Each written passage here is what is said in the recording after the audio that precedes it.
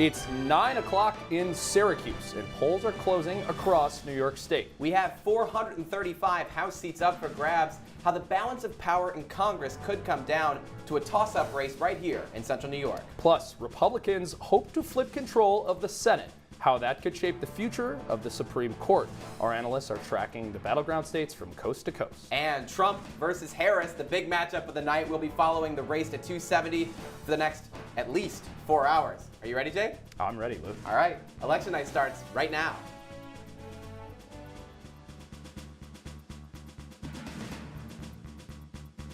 We will redeem America's promise. We will put America first, and we will take back the nation that we love. And together, we will make America powerful again.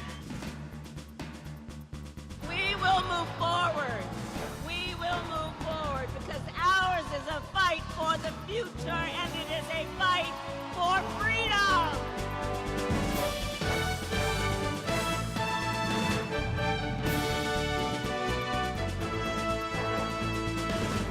Good evening from Syracuse University and welcome to Election Night 2024. I'm Jake Morrell. And I'm Luke Radley. We're coming to you live tonight from the Citrus TV studio in Watson Hall. Our entire newsroom is here to give you up-to-the-minute updates on the biggest races for House and Senate across the country.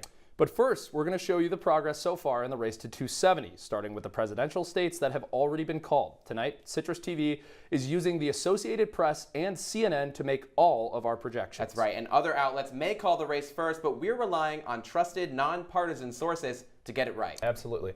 Well, so now we're going to go to Isabella Galan. We talked about going to her earlier, but she was at some of the Syracuse University polling places earlier today. And Bella, I'm wondering, what was the turnout like?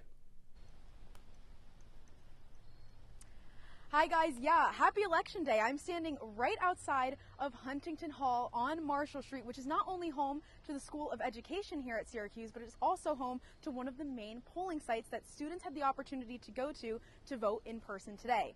Another option that they had was to go to the Goldstein Auditorium on South Campus. However, that's about a mile outside of main campus. So since we're right here on Marshall Street at Huntington Hall, a lot of students found themselves coming here today.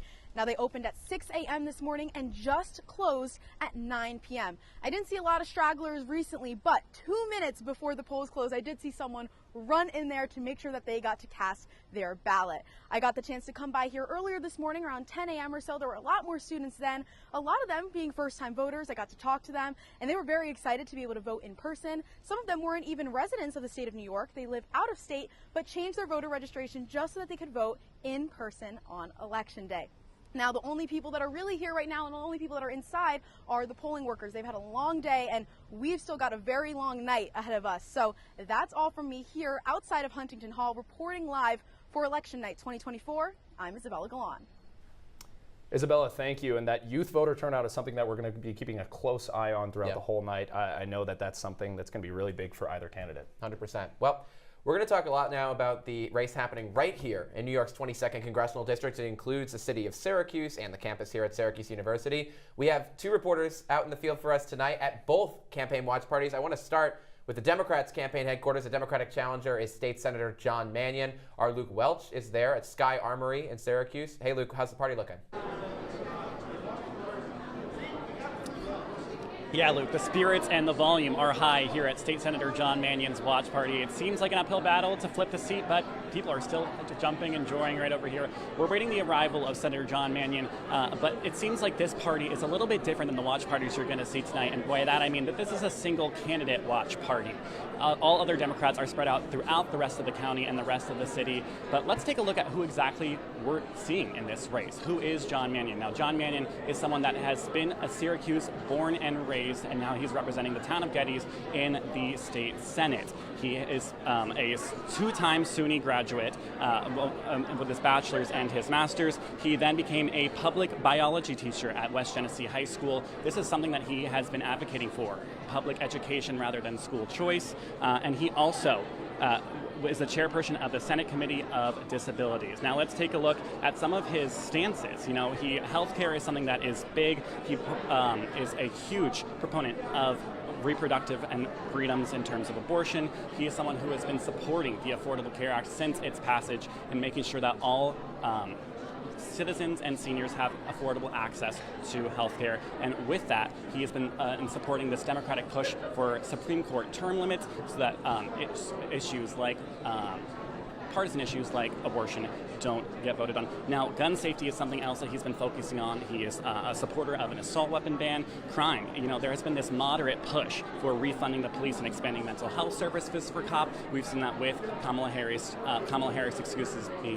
district attorney pass. Education is something that we've been talking about, but social spending, Mannion wants to avoid cuts into Medicare and Social Security, that his opponent has focused on. Now, some key endorsements that he has received, former President Barack Obama has sent out an automated phone call to roughly 32,000 voters across central New York this morning to voice his support for John Mannion. Other key Democrats that have been supporting him, former Secretary of State and presidential nominee Hillary Clinton. Another one who has been avid on the campaign trail with him is Majority Leader Chuck Schumer of the Senate. And let's take a look at how this race is faring right now. While there's been no partisan or bipartisan polls, the Hill media is giving Senator John Mannion a 61% chance of winning, and that could be because of this support for reproductive rights, this Democratic investment into the region with Micron and his Syracuse roots. We'll have all the updates here from Mannion HQ live on Citrus TV, but for now, Jake and Luke, I'll send it back to you to introduce his opponent. Thank you. We're going to be checking in with you frequently tonight, and such an important race right here in our backyard. But before we send it over to his opponent's watch party, Brandon Williams, let's take a look at how the race is faring between the two candidates for president. We can now call Ohio, and it's 17 electoral votes for Donald Trump. Now, we also know there is a huge Senate race that will go a long way in determining who controls the Senate in that state. We'll be checking in with our analyst Ben Bassick on that later in the show. But Donald Trump has won Ohio, and it's 17 electoral votes. Which that was expected. We're still waiting to surprise. see how competitive this Senate race will end up turning out to be. But we do want to head over to the opponent's watch party, as Luke was saying there. Congressman Brandon Williams is across town near Destiny USA, the Embassy Suites. Our Lauren Holtmeyer's there. Hey, Lauren. Good evening, guys. We're coming to you live from the Embassy Suites Hotel here in Syracuse, where the Brandon Williams campaign party actually just kicked off moments ago, and Brandon Williams himself just arrived here a couple of minutes ago. We are still awaiting opening remarks from him. But for now, let's go ahead and get to know Congressman Brandon Williams a little bit better. So taking a look at his candidate overview, he is a Republican representative for the 22nd Congressional District in New York State. He began this term back in January of 2023.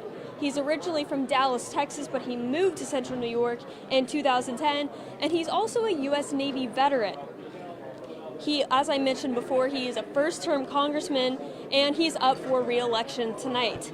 And going ahead and taking a look at some of the key policies that Williams has been running on so far throughout his campaign, Williams opposes abortion rights except in the case of rape, incest, or health of the mother. He also opposes many gun restriction proposals, as well as the bipartisan border bill. He actually wants to resume construction on a border wall to combat immigration. And lastly, another key policy that Williams has been running on, he highly supports the Affordable Care Act. Now, as you know, the polls in New York closed just moments ago at about 9 o'clock, and we are getting a first look at some of the numbers for these candidates. Right now, the polls have Mannion up 62% to Williams 37%. We're seeing about 52,655 votes counted so far for Mannion and about 31,354 for Williams so far. So that's just as of right now. And of course, we're going to keep you updated as we go out throughout the night at where those numbers are standing. But for now, I'll send it back to you guys. Move over now to the presidential results that we're seeing out of Iowa. This used to be a swing state not all that long ago, called pretty early in the night for Donald Trump. Yeah, for sure. Was a swing state, not necessarily a swing state anymore when it comes to Ohio. I know the old saying was, as goes Ohio, so goes the nation, but we've kind of seen it take this Republican lean for the past couple years. No longer a battleground state, still 17 electors, still helping Republicans, but neither candidate, Trump nor Harris, has visited the state since March when Trump was campaigning with Bernie Moreno, like we said earlier. And Brown has kind of strayed away from campaigning with Harris in general and being with any Democrats. He's voicing his opinions at a lot more moderate, a lot more independent independent, coming across that as voters, as this is more of a red state as we see it now. J.D. Vance, also from Ohio, the other senator from Middletown, that kind of sealed the deal for Trump when it comes to those rural counties. Now, Biden was the first to win the presidency without Ohio since 1960, and Trump kind of appealed to those people that Biden didn't, those rural, white, non-college educated, older populated voters. That makes up a lot of the Ohio base in the state. All those demographics leaning Republican, all those demographics, especially in those rural counties, leaning towards Bernie Moreno. Trump carried 81 of those Ohio 88 counties in 2016, and that's when he won as well. So, Ben, we're going to keep you here for a second. We're going to try and take a look right back at our magic map here for a second. I know me and you were talking a little bit about some of the counties in this Senate race. Where do you see the gains being lost for Democrats? I know we're mentioning that a lot of it is already called in these big blue counties like Franklin County, where Columbus is, up near Toledo, but we're still seeing Moreno with a lead. What do you see in there? Yeah, so what's really interesting here is that the Democrats are winning those more urban areas, like I said, that Cleveland, Cincinnati, Columbus, but they're not winning enough. I mean, those people aren't going out and mobilizing the vote as they thought they might. I talked to a member of the Moreno campaign just a little bit ago, and I think he picked up a lot of momentum with grassroots campaigning. And that's really what drove this vote home for Moreno, especially in those rural counties. Sherrod Brown was lagging behind there, even though he had those urban populaces. Now, when it comes to county specifics, we have Cuyahoga. That is home to Cleveland. That is Bernie Moreno's home county as well. And that everyone said this could determine what happens in this election. It's been blue for a long time, but there is a purple ring around the city, and then outside of that, and the rest of the county tends to lean red. So obviously those people outside of that urban center are voting for Moreno in higher numbers than previously anticipated. We also, if we move a little bit north towards the border of Michigan near Toledo, we have Wood County. Wood County tended to follow the rest of the electorate for the past couple years. 2020, 2016, voting for Trump, supporting Brown in 06, 2012, and 2018. And Bowling Green is that urban center. That is a Sherrod Brown base, a place that he's campaigned a lot and been a lot just in face recently, showing a lot of rural farmland in that area as well. A huge point in this election was green energy. That is a huge green energy spot in Wood County. They have a huge solar field and a lot of move towards electric vehicles, something Moreno has been spoken out against. Sherrod Brown has spoken in favor of. Now, if we take one more county, this is where Toledo is, Lucas County, right on the border of Michigan and Ohio. That's historically blue. And this kind of talks about how long people in Ohio have held their seats. We said Sherrod Brown has been there 17 years. Marcy Kaptur is the longest serving female member of Congress. She has been in that county for a long time now as well. So we do have this kind of legacy politics among Democrats in Ohio. I think a lot of that may be changing, and it could be changing here tonight. I mean, this is truly influential to the Senate. And if Bernie Moreno continues to climb at the rates that we're seeing, this could very much vanish the Democrats' chances at holding the Senate going forward. Fantastic. Thank you so much. Well, we're going to switch back to our big map now, and we can now project that Donald Trump is going to win Missouri and its 10 electoral votes, Trump completing that expected sweep across the Southeast. Lots of states across the Southeast. Georgia, not yet called, one of our talking points, toss-up states. North Carolina as well, not called, but so far, these states we expected him to win across the South. He's been doing pretty Absolutely, well. Luke, and adding 10 to that 177 total. I'm going to stand up and stretch my legs here. Well, why not? Welcome our election night analyst, Michael Lamort, to the show. Michael, we're going to talk about Georgia. I want to start with what the race is looking like right now. What do you got for us? Well, let's break this down. I can't stress enough just how much Georgia has been a swing state. You talk about 2016, Trump had a more than generous lead, which allowed him to win the state against Hillary. You go 4 years in the future, you go to 2020, it swings over to the Democrats. Let's take a look at 2020 right now. Yeah, you could look at 2020, look at that technology. Biden leads with 49%, a 0.3 margin that allowed him to go to the White House. Let's go to 2024 now. You look at Trump, he's leading with 51.8% of the current votes. This is what the public needs to understand. The current votes. There's plenty of votes to come in. In fact, let's go southeast over to Savannah in Chatham County. You look, Kamala Harris has 60% of the votes there, but that's only 31,000 votes that she has. You look at 2020. Let's go back to 2020. Sorry to make you move the technology a lot. He has 78,000 votes, so there's plenty of votes that are still yet to come in. You look at Chatham County, it's been historically known for those mail-in ballots, for those absentee ballots. So there's plenty of votes that come in. Let's go now to the urban center. Looking at Atlanta in Fulton County, Harris with 71% of the votes there. That's about 341,000 back in 2020. I'm not going to make you go back this time. I'll do it. We can go back. We've got good technology we can here. go back. Okay, well, let's look. See, 380,000 votes. That's what allowed Biden to take Fulton County and Atlanta, as well as the surrounding votes. Now, you have to think about that. There's still about, Harris is still underperforming against Biden, but plenty of time, still too early to tell. Let's zoom out now. So why exactly, if she's dominating in these urban areas, is Trump winning? Well, you look at how much he's flirting with all of those rural areas, but they don't come nearly as close population-wise as those urban environments. You look at some, let's look at any random county in the north. Let's talk about Bartow County. Bartow How about County. that? Yeah, exactly. Bartow County, look at the amount of votes here. There's like 70,000 votes. They're not going to come nearly as close to the Well, so an interesting point about those rural voters is we know that Trump is going to sweep those rural areas. Exactly. Is Harris performing strongly enough so far in those urban areas to win Georgia? We talked about how close it was in 2020, just 11,000 votes. We, of course, remember that perfect phone call from Donald Trump to Brad Raffensperger asking him to find him. Just 11,000 votes. That is a razor-thin margin in a really, really important state. Is Harris doing well enough in those urban areas right now to win the state again? Well, let's go back to Fulton County with Atlanta. You see how close Harris is to that 380,000 that President Biden was able to collect in his favor. So she's performing very well in Atlanta, but you go down to Chatham County where Savannah is, there's still so many votes to come in there, so she needs to tally those those votes if she plans to take the state. Donald Trump so far performing well in the rural areas. He's able to pull some votes from that urban area as well. He's going to need to continue to do so if he wants to take the vote, the state rather. Still plenty of time though. It took 2 weeks last election for Georgia to be certified, but it looks like the race is coming in rather quickly so far just tonight. Michael, absolutely. One of our talking points, toss-up states. So you know we're going to keep a close eye on it. We'll have you back on the show. Plenty more throughout the night. I'll send it back to Luke at the desk. Hey guys, can you take a look at Cobb County for me? It should be right outside Atlanta. It should be next door there to Fulton County, because this is a county that Hillary Clinton won very narrowly, 47-45 in 2016. Biden won it handily, 56-42 last time around. What are the results looking like so far?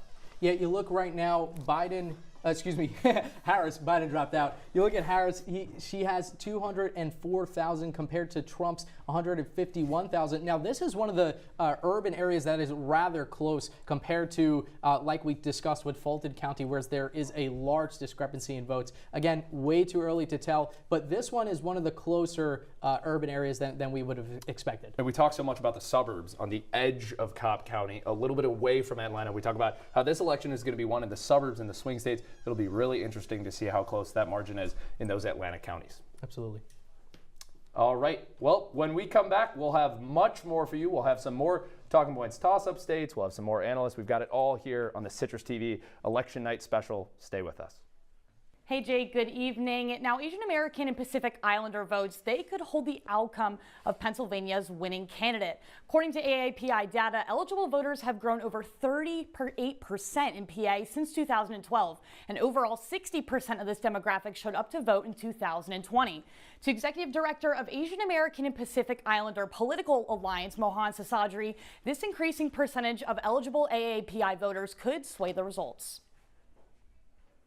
You're not going to win re-election if you're not being accountable to Asian American communities. For one, we're the margin of victory in Pennsylvania these days. Whoever wins Pennsylvania is going to win the White House, which means that our communities here have a responsibility. Through our votes and through our voices, we're able to make sure that our communities are safe, healthy, and strong, not just here in the Commonwealth, but everywhere all across the country.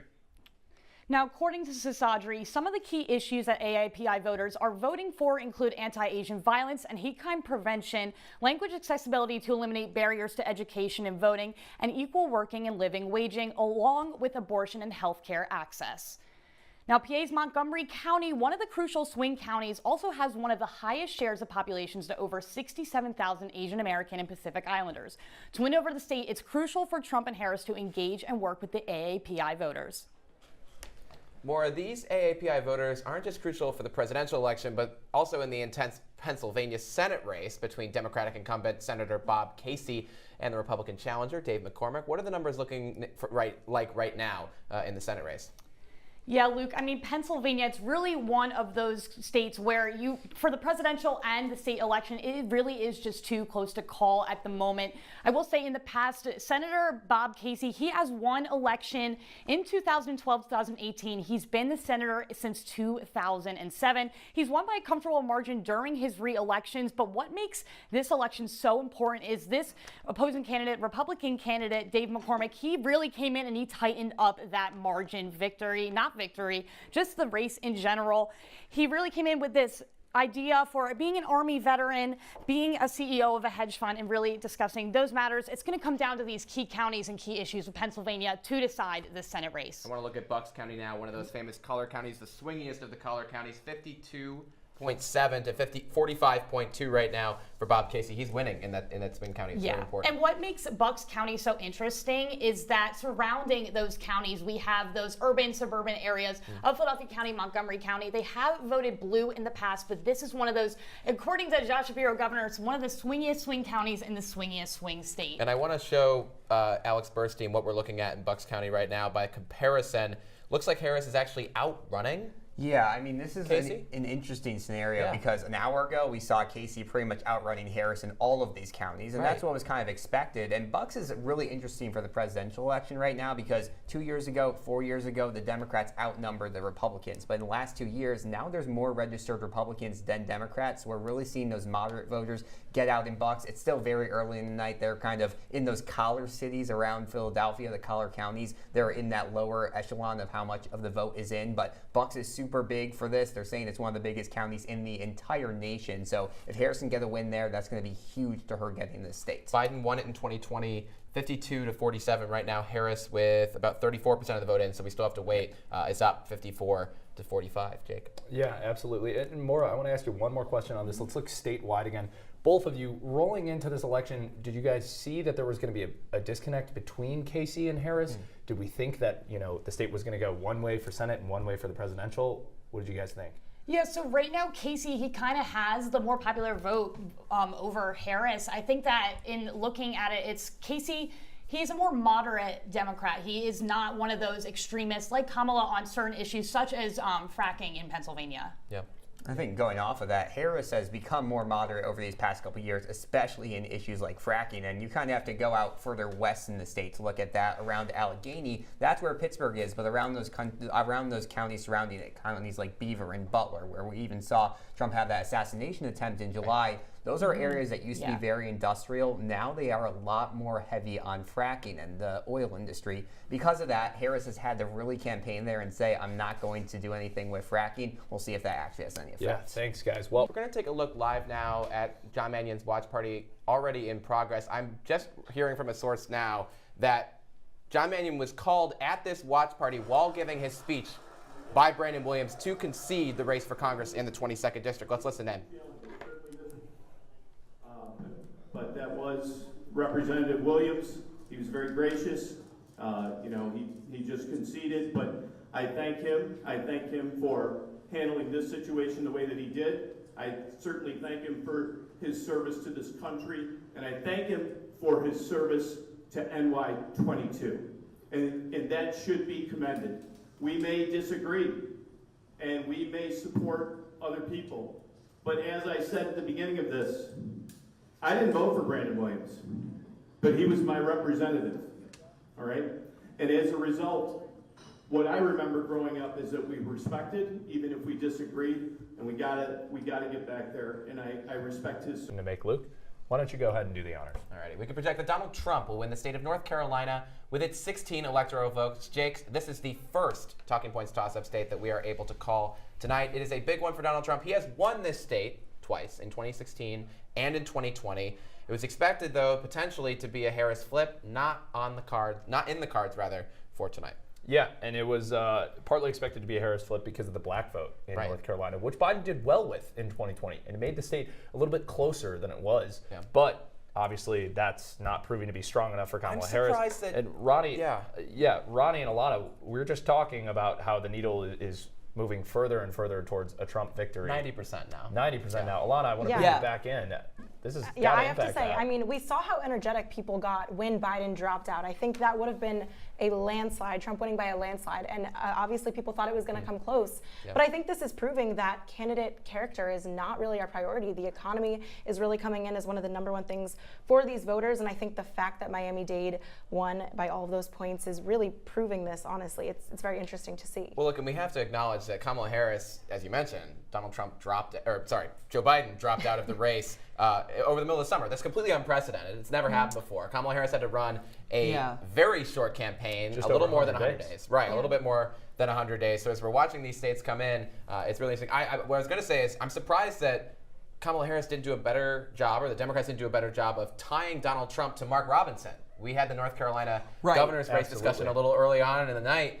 Josh Stein projected to win that super early on. Now Donald Trump winning North Carolina. Who is the split ticket Josh Stein, Donald Trump voter? And why wasn't Kamala Harris talking to them more often? Well, I think what's interesting, too, is that the fact that Biden dropped out so late, Kamala Harris really struggled to divorce herself from being part of that Biden administration because she was second in command, and we've seen the messaging be, well, you know, if you were vice president for 4 years, Kamala Harris, well, then why didn't you fix the problems that you're complaining about that really sprouted under the Biden administration? So I think that has been a struggle for her campaign as they continue into tonight. Absolutely a struggle for her campaign. This is partly why I think the I'm Just a Bill Schoolhouse Rock video should be required to vote. 100%. Obviously, Congress not fully Democratic during the Biden-Harris administration. But one thing I want to point out that we're seeing with this like early swing to Trump is that the Trump basket of issues, and I'm calling these a basket of issues for each, it's what polling has shown throughout the whole campaign,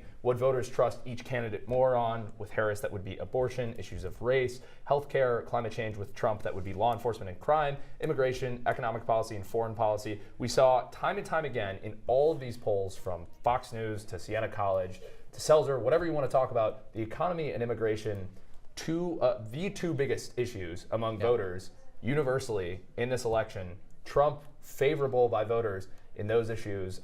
I think that's why we might be seeing this big swing to Trump. Yeah, I want to show the map, if we can, here of Wake County. Wake County includes the city of Raleigh. Kamala Harris needed to turn out Democrats in big numbers here. You talked about those black voters. This is what Wake County looks like for Josh Stein and Mark Robinson. Josh Stein winning there, 70% of the vote compared to Mark Robinson's 24.5%. But when we switch over to the presidential race, watch how that Democratic number drops from 70, only 62 there for Kamala Harris. 10% bump for Donald Trump in Wake County. That's not a good sign for Kamala Harris if she's running that far behind the ticket in a place like Wake County. We're going to have to watch and see how Kamala Harris is faring in other parts of city areas like Atlanta, Fulton County. We're looking at Philadelphia County, how turnout is going to look there. But if we look Wake County compared 2020, I want to compare it to 2020 if we can. Okay, so it's about even with 2020. But again, as we talked about earlier, Joe Biden lost North Carolina in 2020. Kamala Harris lost North Carolina in 2020. Or in 2024 rather, she's hoping that she's going to run even with Biden for the rest of the time. It seems like that's what she's doing in North Carolina, at least particularly in Wake County. But whether she's doing that in other swing states is a question I think we all need to be asking ourselves. And that is the question. That's a big question that I want to point out here, is that the rest of the swing states have not been called, especially, and I'll mention it again, that important blue wall which gave Biden the election in 2020. It's kind of hard to imagine that the sitting president, who has somehow evaded the law multiple times, not over the past 4 years, but kind of over his career, is now doing it again. And it's so interesting to see. We talked about that young voter, that young vibe, that excitement about Harris. But I think now what we're seeing is that America and American voters and swing voters and the demographics that truly decide American elections have said that they care about the issues. And whether they were looking at the issues and the economy based on record, and whether the president controls the economy, or if that's global factors and the Fed and other things like that, we've seen American voters look at it and say they're going to vote for who they think is more favorable on the economy. And with that, I think we're going to wrap up our 2024 election special here at Citrus TV. I'd like to thank everybody that was involved in this, from the researchers to our executive producers, to our news director, Brandon Meyer, to our panel sitting here at the desk, my co-anchors, Andrea Rose Oates and Luke Radel. Thank you guys all so much. Thank you for watching and staying with us for this long night, and have a great night.